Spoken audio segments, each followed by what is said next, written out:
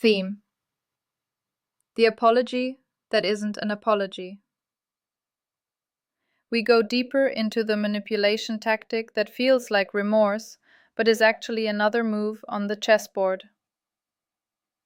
Let's begin.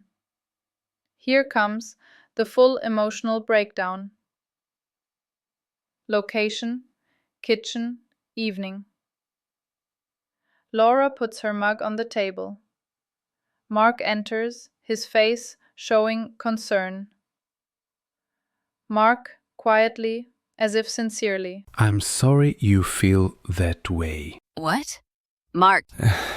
I just think maybe you're taking it too personally. You know I'd never hurt you on purpose. You said that last time too. You're spiraling again. This always happens when you're tired. Can we just move on from this? He never says, I was wrong, only that I misunderstood. I do.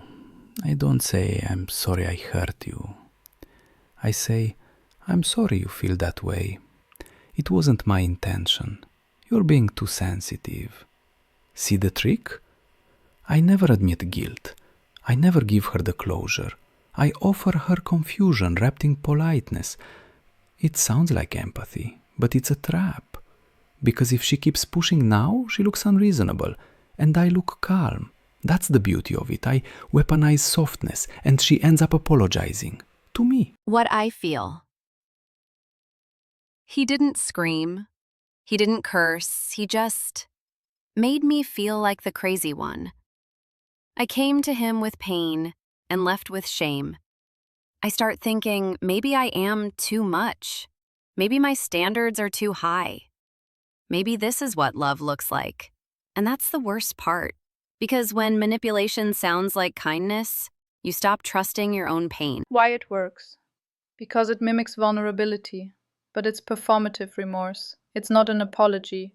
It's a strategy.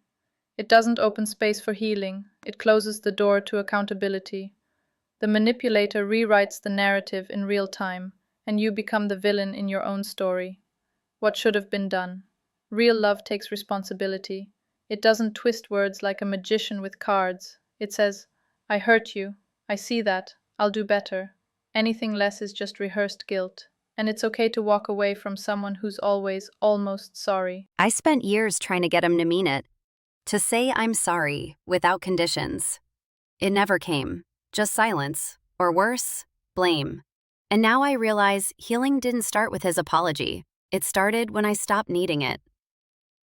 If this made your chest tighten, it's not just a story, it's a mirror. Tell me your story, I'll help you decode it. Subscribe, like, and stop apologizing for your pain.